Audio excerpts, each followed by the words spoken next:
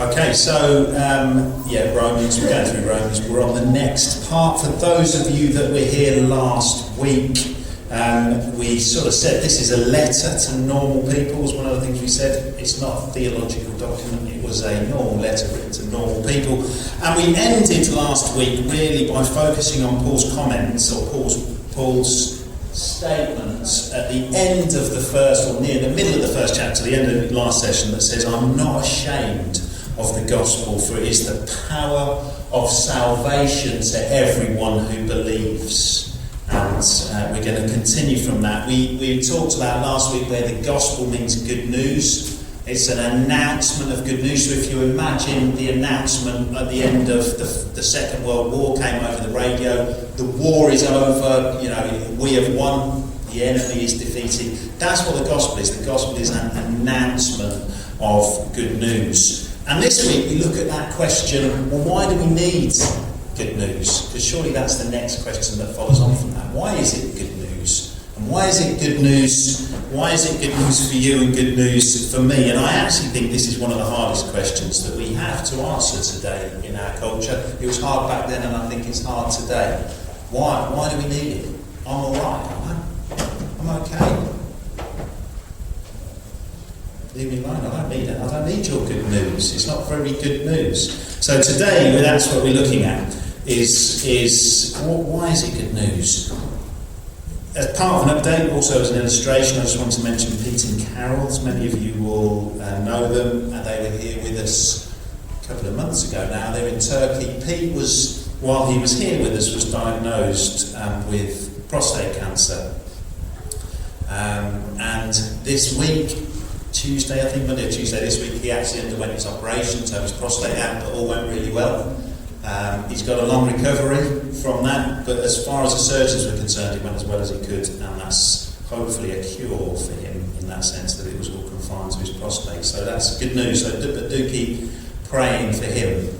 But as I was thinking about that this week, I was thinking that's a great illustration for this, that actually for him, he needed, that was bad news. He was with me on the day he got that news, and that was bad news for him. It wasn't good news. But actually, to start on that treatment road, to actually be cured, he needed to know that bad news. It was no good. It's no good him just ignoring it or never be diagnosed. And in a sense, we would all say, actually, that was good. It was good that it was found at that point.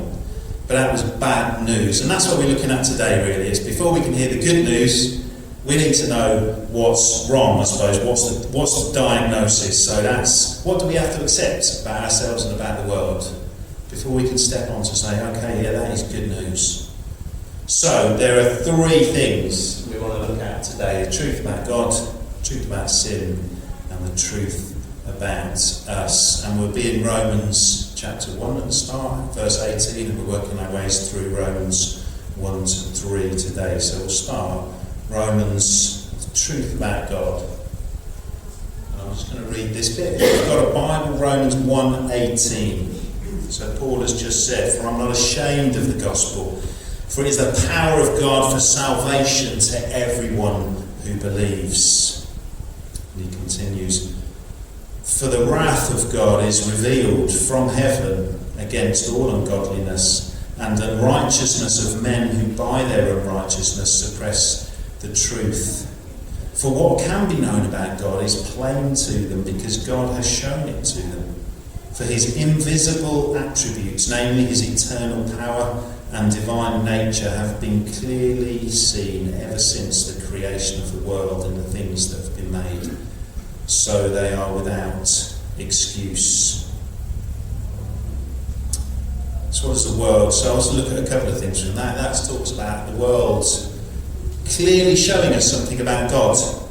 And the question, I suppose, is what does the world tell us about God's nature and power? I want to briefly look at that because I think it's important. This isn't the design argument, as in there is a world, therefore there has to be a creator. I don't think that's what Paul's saying, although I think there's great arguments for that. If anyone's interested, James Tor, who I know Therese, and many of you probably will have seen, he does a whole lecture on YouTube on abiogenesis, so that's the life out of nothing.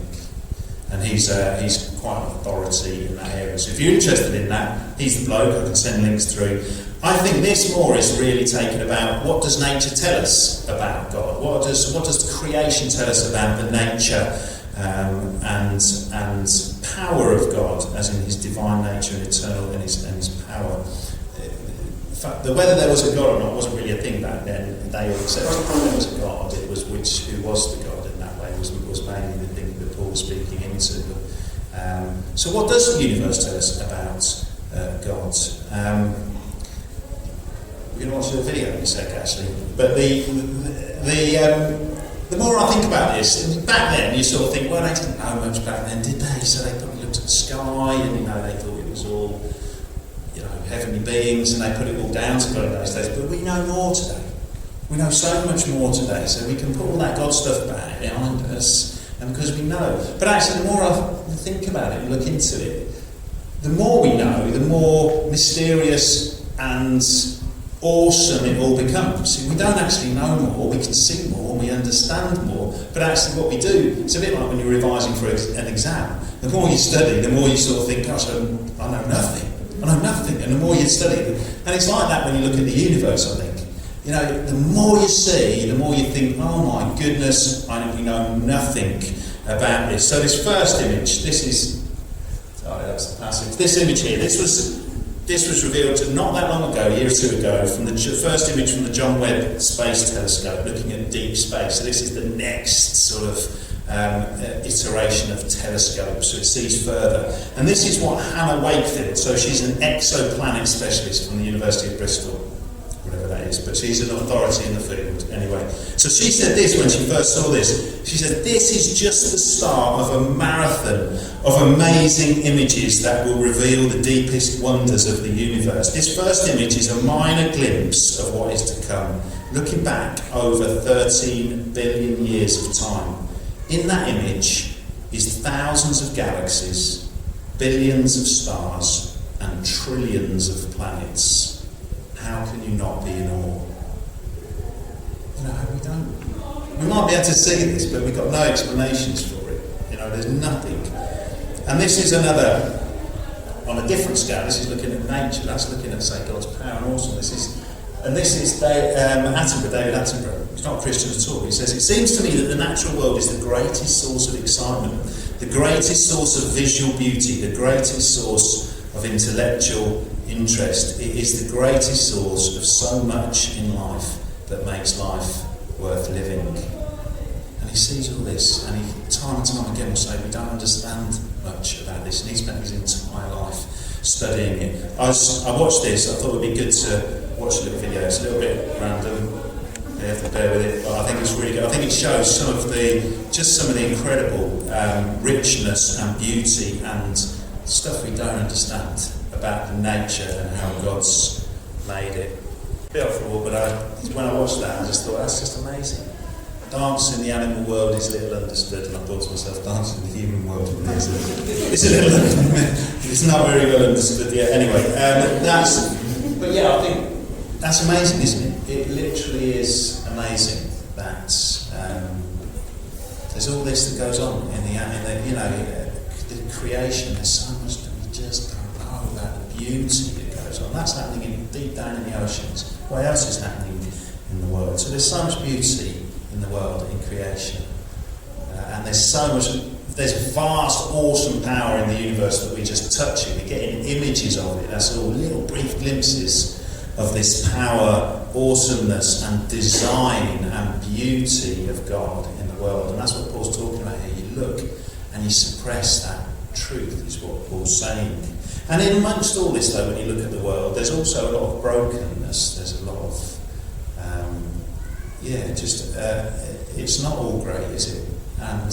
And this is where Paul goes in this. He says God looks at that. He looks at the brokenness and his wrath, his anger is poured out against it. Just as I guess we would as people when we look at injustice, when we look at oppression, all these things in the world. It makes us angry. So too it makes God angry when he looks at that in his world. But God's anger is different from our anger.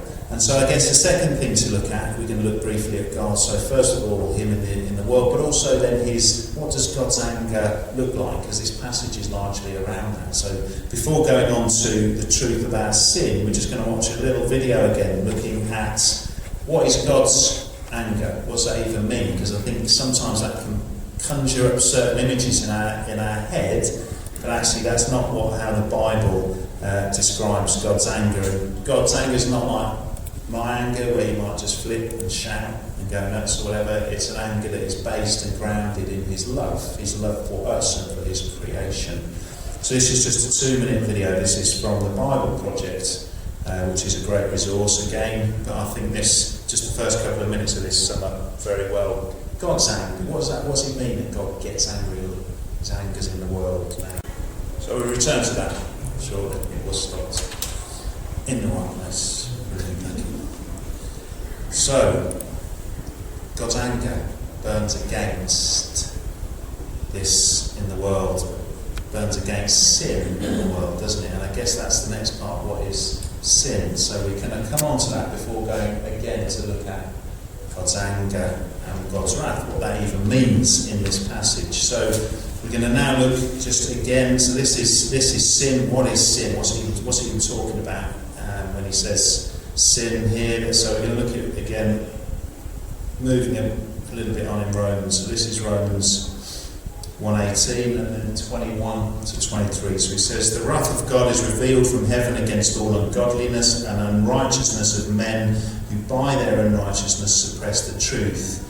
And goes on to say, "For although they knew God," so this is Romans 1:21, "for although they knew God, they didn't honour him as God or give thanks to him, but they became futile in their thinking, and their foolish hearts were darkened.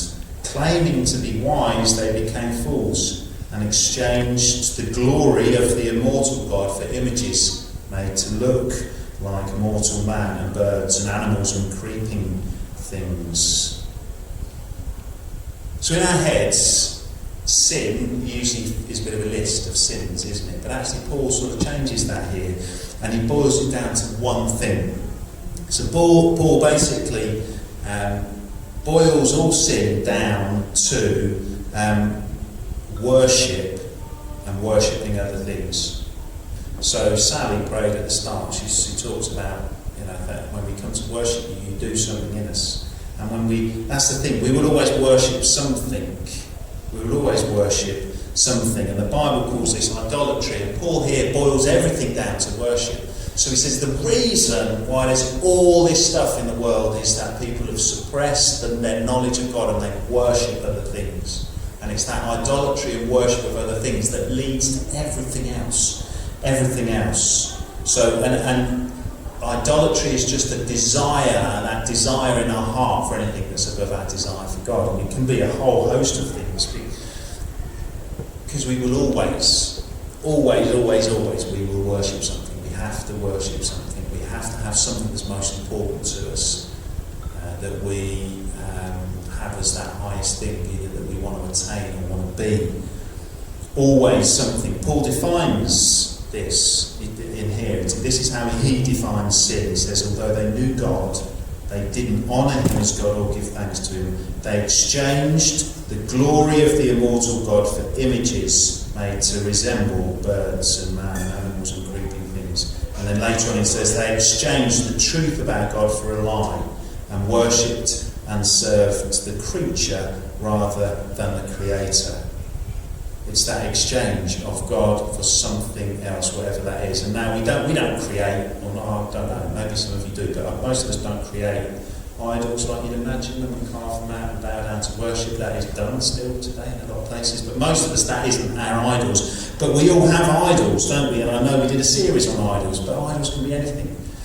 Our careers, our family, our property, financial investments, sports, academic achievements, you name it, anything can become an idol to us, and anything that takes that place that only God should take, that's an idol. And I think Paul's concept here of defining sin as idolatry, as in worshipping something else, is really helpful in understanding sin, because it helps you stop thinking about, well, this is a sin and that's not, and starts looking at the root cause. Because sometimes it's really easy to live a life and have a list of things. If I don't do this, then I'm not sinning. But your heart can be completely somewhere else. And I think what Paul's done here is he's taken that whole list of rights and wrongs, and he says, do you know, it's just about who you're worshipping. Are you worshipping the Creator? Are you worshipping God? Or are you worshipping something else? One commentator put it like this. He says, and the thing with this is they're not bad. A lot of things that we worship are good things. They're not bad things. One of the commentators here says, when we upgrade good to God, that's idolatry. And I think that's a good way of looking at it. When we take something that's good and we make it our God. And I guess the next question, though, is why is that such a big deal? Why is God get so angry with that? They're not bad things. They're not bad things. Why does God get so... What is it about that really angers God? And why does it say here that his wrath is being poured out on it now? He's not talking about future. Paul's talking about now. He says God's wrath is being poured out now because of these things, here now in the world today. And the simple answer to that is two things. One is that he loves us, and two is that idolatry is not inert. It harms us. It's harmful to us, very harmful when we're not worshipping God, and it leads to all the other issues in our lives, just like the Lord of the Rings with the ring. You know, you see anyone that's aware of that, it becomes everything, so I have to have it. What starts out just as a ring then becomes, I've got to have it, I've got to have it. It starts controlling them. They do things they wouldn't have done before because this is the thing they've got to have. And that's what ultimately idolatry does in our lives. If we were created to worship God, if that's how we were built, if that's how he made us, to create, to worship him and to be with him, if we're not doing that, then surely that's going to be harmful to us. Surely that has to not fulfill, can't fulfill us. There's something there that we look for things, don't we, to try and fulfill that space.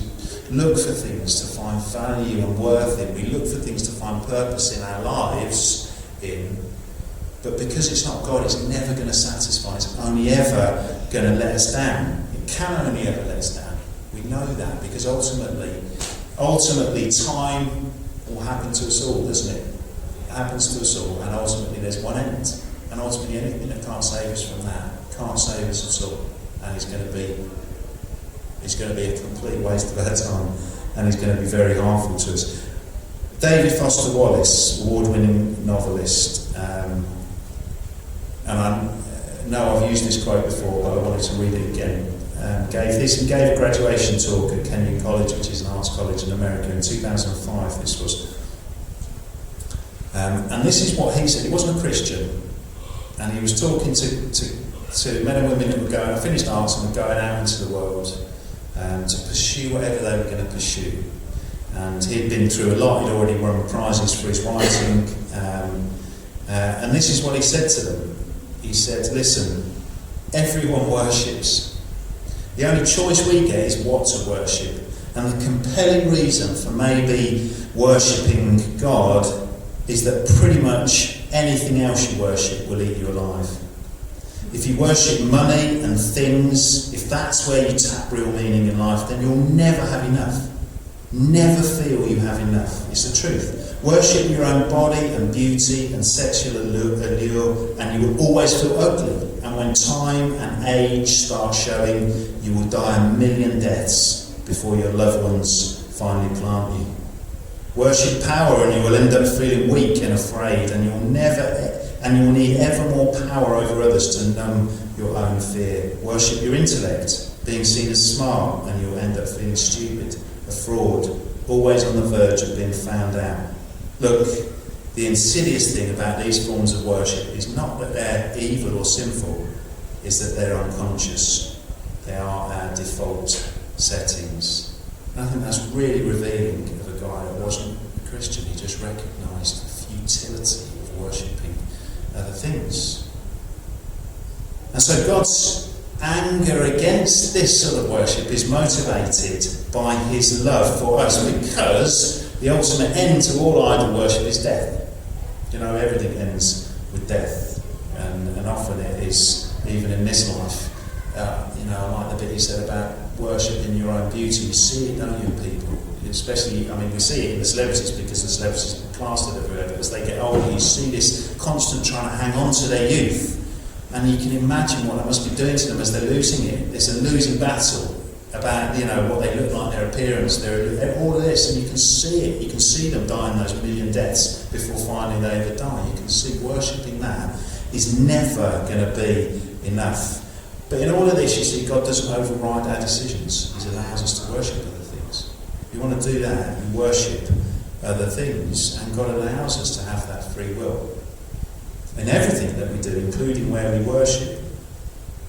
But he knows that ultimately, if that's the decision that we make now, we're going to worship other things and not God, that's the decision that carries on through into eternity.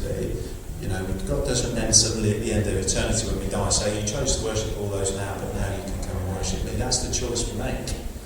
And spending eternity without God is the choice you make if you don't choose to follow God here. And God, that might be our desire, or people's desire on earth, but that's not God's desire. God's desire is not that we spend eternity without him. He longs for us to spend eternity with him. So that's what Paul says here. He says God's wrath is being poured out now. So not in the future, not just at the end of time, when we all picture that judgment and all the rest of it. It's not then. It's being poured out now, experienced at the present time. And Paul says that God's wrath now is experienced in God handing us over to our desires.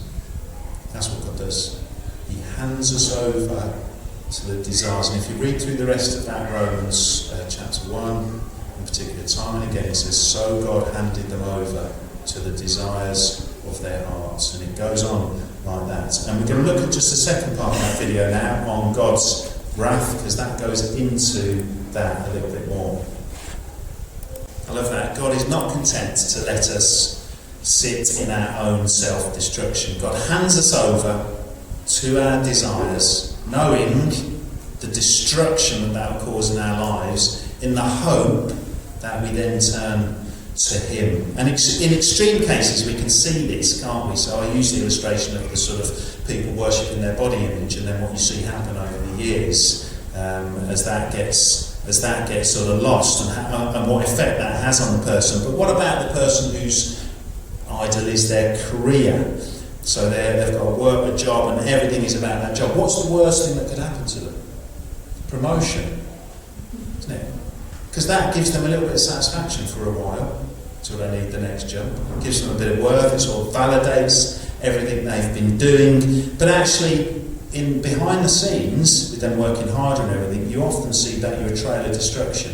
You often see family breakups, you often see friendships lost, you often see depression, anxiety, you see insecurity. You see, all these things come with someone that's totally absorbed in something. And actually, the higher up they go, often the more that becomes a problem. The consequences of having this unfulfilling career success as your idol becomes more and more obvious, because it can never satisfy. You will always want more. There'll always be another step that you need to have. It's not like you get there and think, yes, I'm fully satisfied now for my life. There's always other things that come into it. And I experienced that back when I was pursuing a career in surgery, in orthopaedics. Like, that was what I wanted. And I obviously didn't set out having it as an idol. But I was working and working and working for this thing, praying that God would open up doors for me to have, a job in this. And there was a point I was living in Liverpool, studying for exams, and Claire and Josiah, who had just been born, were living in Solihull. We were living apart for a period in our lives, so I could get my exams, so I could work and put the hours in that was needed. And finally, God gave me what I wanted, what I desired. Gave me a registrar number in orthopaedics, which meant that 5 years I'd be sailing through, guaranteed 5 years training. The hospitals were set out, and at the end of that you'd be an orthopaedic consultant. That's what I wanted. And then I remember sitting in the lounge in New Road, and Josiah and Isaac was born then. Isaac was 1, Josiah was 3, and I looked at them and I thought, I don't really know you guys. And you don't know Jesus. I haven't. We weren't going to church, we weren't doing anything. And suddenly that grace of God, I felt that grace of God come on me and say, you know, look what this has led to. And I looked at the consultants I was working with. Half of them had been divorced at least once, most of them had nothing else outside of their work. Their work was everything. They were driving around in Maseratis and all sorts of other things, and they were well respected, and they had all the... But actually everything else had gone, had been sacrificed to this God. And I look back on that to this day, and I see that that was God's grace. He gave me what I wanted so that I would see actually that I was never going to fulfil. And the things that were important weren't that. It wasn't that. I was worshipping a false God. And the thing is, as David Foster Wallace said, that's insidious in our lives. We don't see it. That's the thing with all of these things. We don't see often what that is in our lives. And so, finally, the truth about us, the third thing there, which I guess Paul here brings it home to all of us. So we're in Romans 2, 1 to 3, and then Romans 3, 23. So it's this, up to Romans 3, sort of 23, it's all really Paul laying out this situation. It says, up to this point, really, up until the beginning of chapter 2, Paul's been talking to the non-Jews in his letter. So remember, those of you that missed the first, there's Jews and non-Jews. He's speaking to the non-Jews, and so you can imagine the Jews sitting there listening to Phoebe thinking, yeah, God's obvious, isn't he, in creation? I know all of God's laws, and I'm all right, so keep going, Paul. This all sounds okay. But imagine that's you, sitting there, and then Phoebe carries on reading, and she goes on and says, therefore, you have no excuse, every one of you who judges. For in passing judgment on another, you condemn yourself, because you, the judge, practice the very same things. We know that the judgment of God rightly falls on those who practice such things. Do you suppose that you, who judge those who practice such things, yet do them yourself, that you will escape the judgment of God? Now we know that whatever the law says, it speaks to those who are under the law, so that every mouth may be stopped and the whole world held accountable to God. Because by works of the law, no human being will be made right in God's sight. Through the law comes knowledge of sin. And all have sinned and fallen short of the glory of God. And I guess that's the strap line from today, is that all have sinned and fallen short of the glory of God. And that's not, I love Teresa's prayer, that's not that we feel guilty and unworthy. That's not what, Jesus didn't come to bring that. He came to show us our sin, but not so that we feel guilty and unworthy, but that we would see him as the answer to it. That's the outcome of all this. But I think sometimes we skip this bit. We skip this bit about us being sinful and needing saving. We skip the diagnosis of cancer. We don't see that in us, so therefore we don't see the need, the absolute need of a saviour. And we often find it easier, don't we? I smile every time I read that passage to see sin in other people. You can imagine the groups of people listening to this letter, and every time Paul said something, they're saying, yeah, that's you. You know, and so Paul makes it clear. He even speaks directly to the Jews. You call yourselves a Jew and you rely on God? You trust in his law? You know, don't you do the same things? That's what he says. He goes on. So he pinpoints everyone in there and finishes by saying everyone. It's everyone. And I do find it amazing that the human race has this innate ability to think that it's good. Do you know, you get that in today. We're actually we're good deep down, but we just need a bit more education in this and probably maybe a bit of therapy. We've had a lot of bad stuff going on in the past, but if it wasn't for that, and there's loads of these reasons, aren't there? We put a reason why, but actually we think we're good, and then you look back at human history, even this last century, the last 100 years, and you think, really? Are we really good? Massacres everywhere, look at what's going on in the world now. We're not good, deep down. We're not good. No, education or social reform is going to sort that out. It's not about if we just stop thinking negatively about ourselves and just have a bit more positive thinking and treat each other better, everything's going to be alright. It's not that, is it? If it was, why have the last 2,000 years kept repeating themselves over and over and over again? And actually, deep down, I think we all sort of know that's not right, even in our own lives, doesn't it? You don't have to look outwards, you can look inwards. And you sort of know, in your own, you look in your heart, and most of us know, and all of us will know, that actually we're not good all the time. There are things that aren't right. Whatever we've been told by the world about ourselves, Romans here tells us deeply what we know, that we have all sinned and fallen short. There's a great quote, but the general gist of it is that the dividing line between good and evil doesn't fall between people, so it's not like that person's good, that person's not. It falls straight through the human heart, everyone's heart, good and evil. That's it. There is no person-to-person dividing line. And there is something reassuring about owning that fact, I think, that we're flawed and guilty.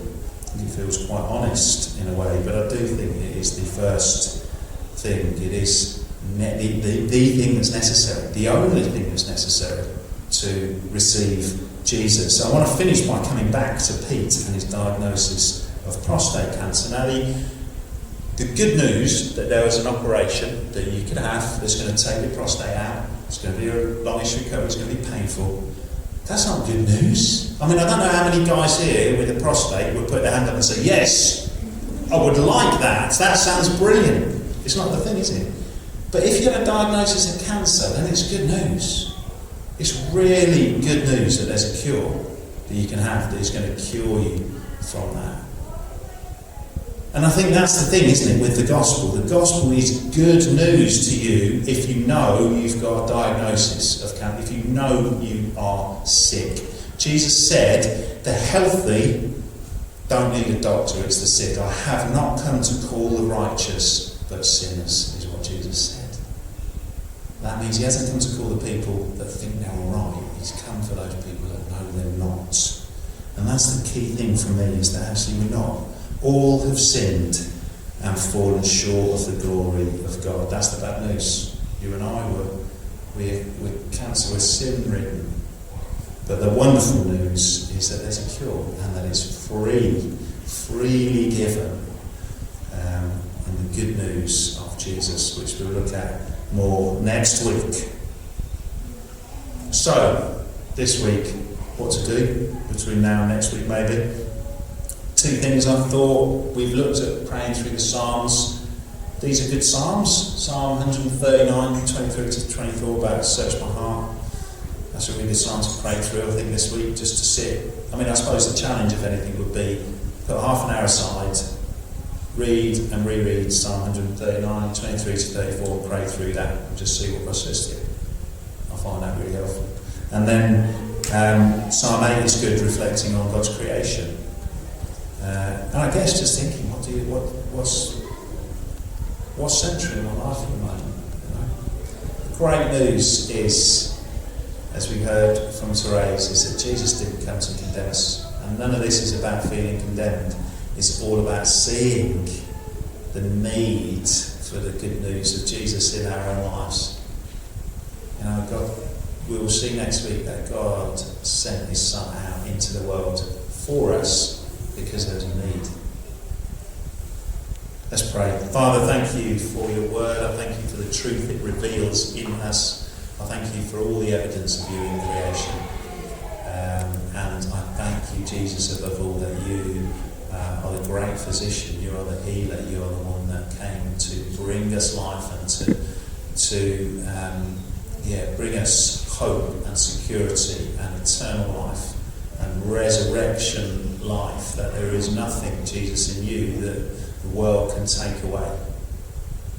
That in you there is no death, in you there is no